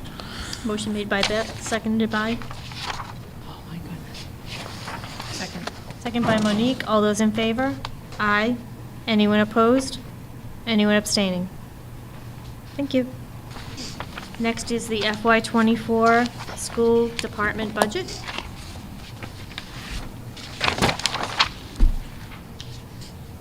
So I move to approve the FY 2024 general fund operating budget dated April 5th, 2023 in the amount of $15,065,318 and a transportation budget in the amount of $2,011,106. Motion made by Beth, seconded by? Second by Monique. All those in favor? Aye. Anyone opposed? Anyone abstaining? Thanks.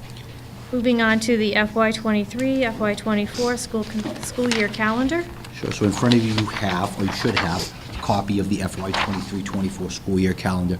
Really, nothing significant has changed from last year to this year. So we worked with the DTA, and they've had the ability to look at this, principals have had the ability to look at this. Ms. Keegan and I have spent some time on it. Lauren obviously spent some time on it, so we just need your obviously answer questions and then your approval.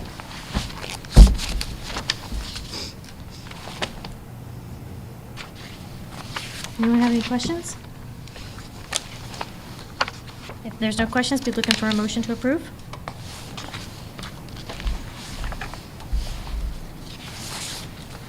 I move to approve the Douglas Public Schools 2023 to 2024 school year calendar. Motion made by Beth, seconded by Monique. Monique. All those in favor?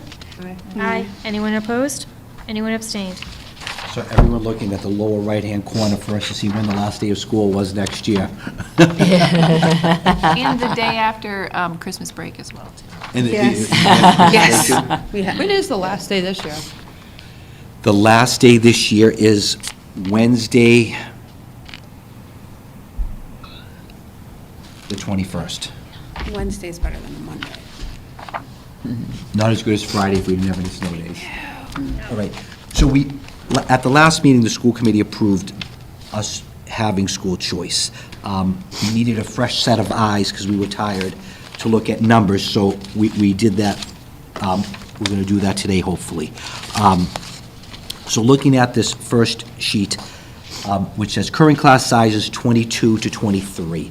So you have that middle column, or the fourth column from the left, which talks about our current school class sizes including school choice. The fifth column talks about approved school choice participation, and that speaks to what the committee approved for school choice last year.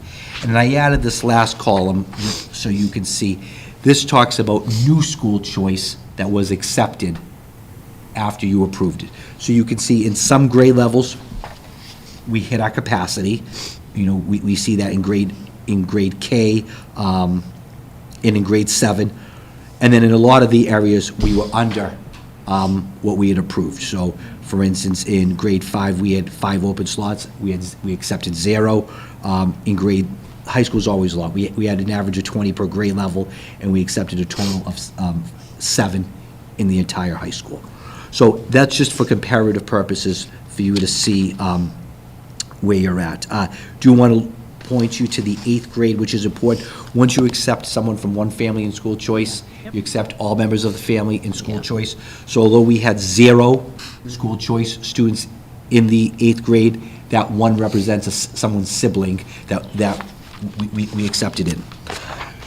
So if you go to projected, the next page, which is 23-24, you can see that 4th column. That is our projected class size for next year, given our current school choice numbers. The recommended school choice participation is in that 5th column, which you can see. And then if every kid that we open choice up to comes to Douglas, you'll see what the new projected class sizes would be. But that's based on the premise that every single student, every single opening we have gets filled. As a point of reference, and I know it came up, in another meeting, just going back in that 1920 school year, we had 124 students coming into Douglas for school choice. In the 2021, 115. In the 21-22, we had 123. This year, we had 97. In the same years going out, school choicing out, we had 71, 44, 51, and 61. So we are receiving more kids than we are sending out in choice every year, for what it's worth. Any further questions from anybody? I just have one random question. What do you see as the top 3 towns of sending kids? Or do you have that, do you know that? Okay, that's fine. Just out of curiosity. It's a good question, though. Well, It's a good question. It's an interesting question. If not, I'd be looking for a motion to approve.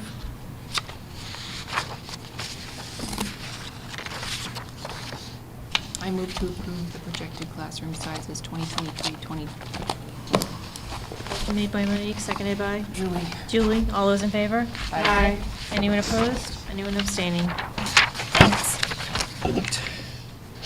Next is the student right and responsibilities, JI policy update. It's a first reading. Yes, this actually, I believe we mentioned this when we had Raquel come and present regarding the audit that they did. So basically, they told you what you had to put in there, because it has to be in there, so, so we provided the language, so basically, after the agenda item summary, I did provide the current JI policy, so we would just add a number 6 to that, and this would be the verbiage. And basically, there are meal modifications, we do actually do that now.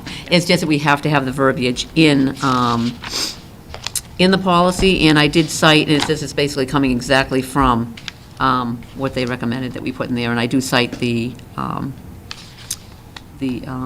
laws as well. Any questions on this? And this is just the first of 3 I know, readings. just making Yeah. sure we have any Yeah. questions. I know we're Yeah. not doing a motion. We're good. Yep. Okay. Moving on to the next is the approval of the Director of Special Ed and Student Support Services job description.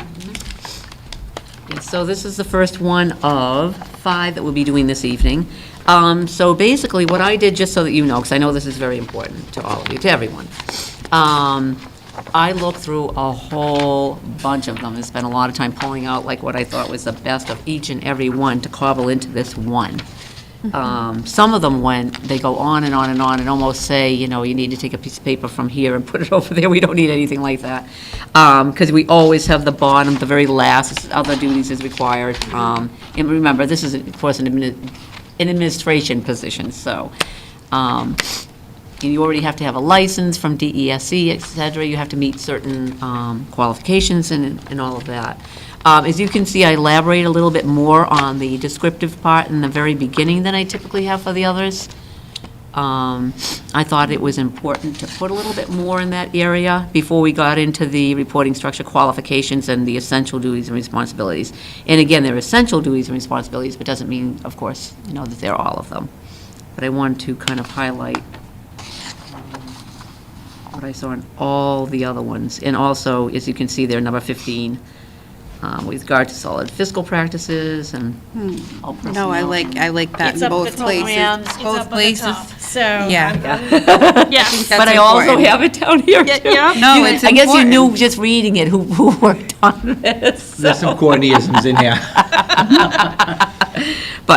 But I did, no, but all kidding aside, it wasn't just from my point, by any No. stretch of the imagination. I did try to take It's into a consideration all collaboration. stakeholders, so. Aside from salaries and budget, the special education budget is the second largest budget in the district, so it's an important piece to make sure we have. And as was stated earlier, you know, we had Nezek present, you know, it is a complex and difficult position as well, so. Does anyone have any questions on this? If not, I'd be looking for a motion. I would just assume that like part of the fiscal responsibility stuff goes back to the circuit breaker too, and that they're responsible for Oh, that's circuit breaker too. everything. I know it's not like specifically outlined in here, but But it's circuit breaker, extraordinary relief, it's the it's 240. all of Oh, it, it's yeah. all of it. So Yeah, it's right, all all of it. encompassing. No, I like that it's not just you're only responsible for this part of the money. You're responsible for all of the money. All personnel and programs, yeah. I move to approve the Director of Special Education and Student Support Services job description. Motion made by Beth, seconded by Monique. Monique. All those in favor? Aye. Anyone opposed? Anyone abstaining? Okay, on to the next one, the approval of the primary school principal job description. So another thing I forgot to mention with that too, I just want to remind everyone that the good thing about these two is every time we post for a position, the full job description goes right in School Spring, right in everything, gets attached to the internal posting and everything. So it's right there from the get-go what the expectations are as well, and what the responsibilities are. So same thing with with all of the next four, the primary, elementary, middle, and high. You'll see a couple of nuances, only because, for instance, at the middle school and the high school, there's a lot of emphasis on, well, I shouldn't say a lot of emphasis, but there are some nuances, and particularly, I think I put it in here. Student activities. Yep, student activities, I thought I had put it in there, no, maybe not. Oh, primary school, yeah, we're on the primary school one, sorry. But yeah, but most of them, they're basically the same except for a few nuances. Yep. Does anybody have any questions on the primary school principal? If not, I'd be looking for a motion. I move to approve the job description for the primary school principal. Motion made by Beth, seconded by? Second by Julie. All those in favor? Monique, second by Monique, sorry. All those in favor? Aye. Anyone opposed? Anyone abstaining? Okay, thanks. Moving on to the approval of the elementary school principal job description. Does anyone have any questions on the elementary school one? No one's got any questions? I'd be looking for a motion.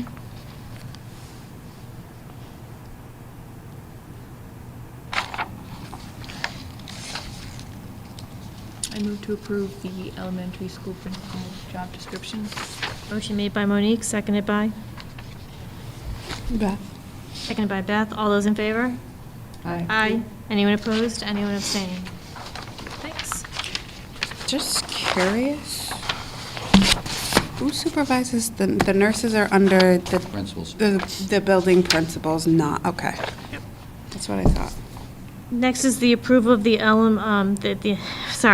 is the approval of the middle school principal job description. This is the one that has some different characteristics.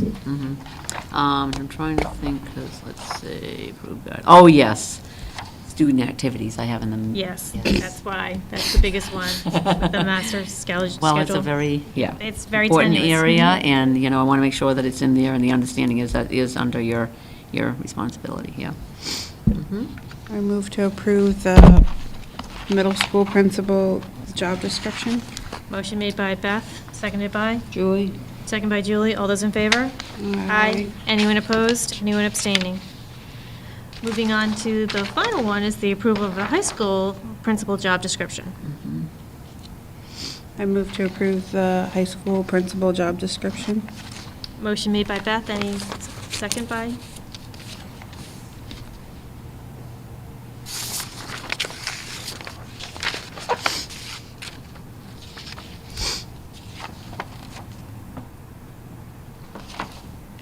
Seconded. Seconded by Monique. All those in favor? Aye. Anyone opposed? Anyone abstaining? Okay. Next is, we're moving on now to the school business and operations manager's report. So, I do have some transfers and reclasses for you this evening. First, I have just a couple that were requested by, three of them requested by administrators. So that is transfer, general fund budget transfer request number 9. There's 3 there. Does anyone have any questions? No questions. We were looking for a motion.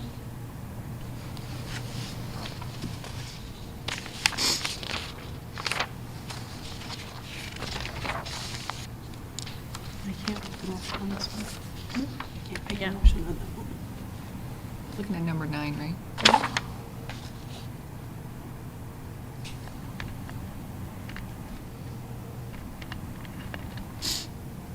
Does anyone have any questions?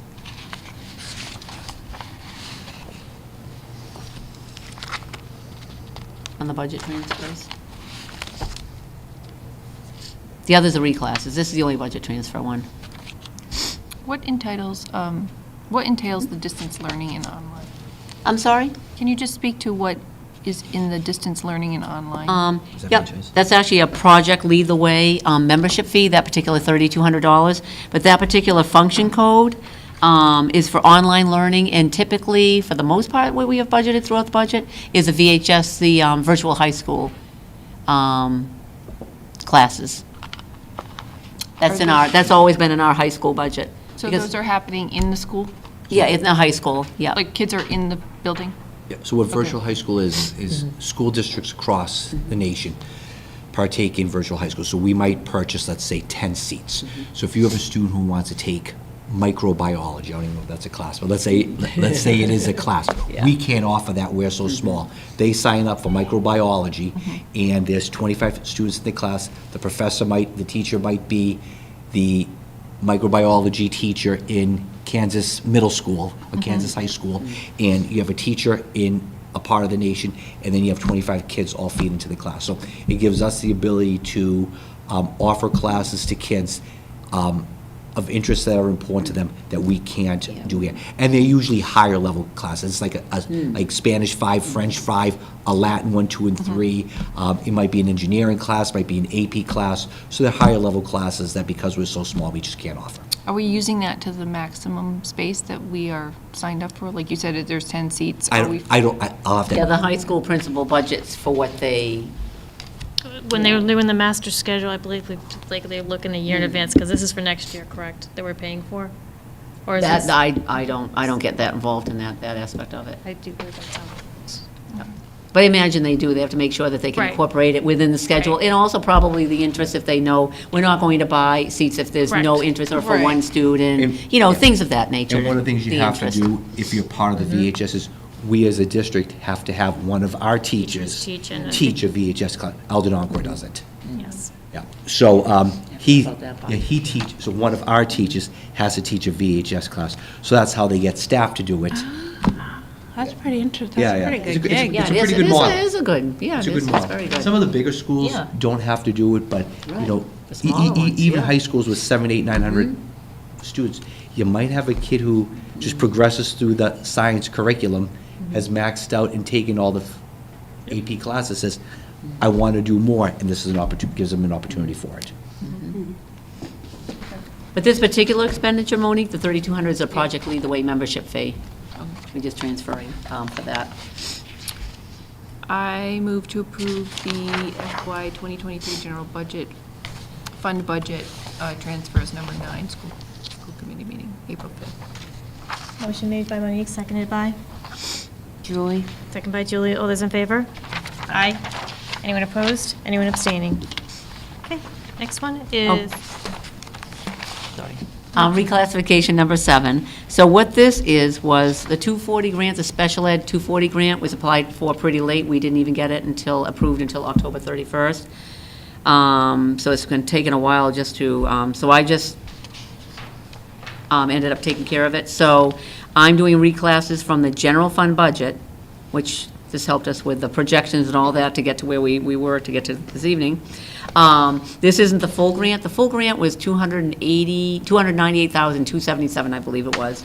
So these are the reclasses, and then for the balance of it, we'll be doing adjustments to to a few of these purchase orders. I think it's 3 purchase orders. To use up the full, right down to the penny, dollar amount, right through June 30th for the grant. So that's why you have the same account number going all the way through on the right-hand side, so, yeah. Move to accept Douglas Public Schools fiscal year 2023 reclassifications number 7, school committee meeting April 5th, 2023. motion made by Julie, seconded by? Second by Monique. All those in favor? Aye. Anyone opposed? Anyone abstaining? Okay, so the reclassifications number 8 are various ones that I was provided. Ellen gave me some that you just need to move, we move from general fund over to the FY23 Title I grant. Sometimes you have to make adjustments to use up, because sometimes people go, you put a certain person in a grant, and if they leave, or they were making more or less, we just have to make adjustments, so. And then, the next one down, various stipends, that was just put in, the middle school, and it should have been elementary school, and then Project Lead the Way, that is a reclass, that we just funded with a transfer, to go from the grant into the general fund. See the process in action. You looking for a motion? I move to accept fiscal year 2023 reclassification number 8. Motion made by Beth, seconded by? Julie? Second by Julie. All those in favor? Aye. Anyone opposed? Anyone abstaining? Okay. Okay, the last one is reclassification number 9, and this is actually the Rural Aid grant for FY23. And Paul and I had much more lofty goals for these funds, but unfortunately, very unfortunately, I am transferring from the general fund expenditures that we had into the grant. It's all part of just getting us to where we got this evening without even the $333,000. Certainly, we would have loved to have purchased iPads, because there are many other things that we need desperately as a district, but we need staff in front of our students, and so those are the decisions. Those are the choices between 2 evils to get here. And I put this off, and you can see, when we've been talking about using iPads, and, but I finally just had to go in his office and say, we're just going to have to use that grant. So, and I let John know as well. It's just where we are. And that's the exact dollar amount of the grant. It has to be spent by June 30th. Yep. So being looking for a motion? I move to approve fiscal year 2023 reclassification number 9. Motion made by Beth, seconded by? Julie? Second by Julie. All those in favor? Aye. Anyone opposed? Anyone abstaining? Thanks. Any other topics? Well, I did have the FY23 general fund budget report for you, but I don't think that it got included in your packet. Nope. No, okay. So we will look forward to it. We'll in 3 put it weeks. on the next, It'll be all different by then. Well, hopefully we'll have Oh, a no, that better one, analysis of where we're at. Any other topics not anticipated? Okay. So before we go to a motion to adjourn, just a reminder, I need your superintendent's evaluation back no later than the 22nd of April, and then our next school committee meeting is April 26th. Oh, yes. And so I'd be looking for a motion to adjourn. I make a motion to adjourn the Douglas School Committee meeting. Motion made by Monique, seconded by? Second. Second by Beth. All those in favor? Aye. Anyone opposed? Anyone abstaining? Thank you so much. Have a wonderful evening. Good night, everyone. Thank you.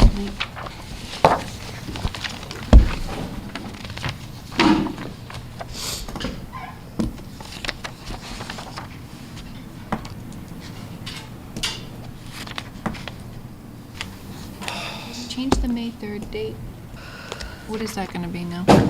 That's the 26th of April. Oh, okay.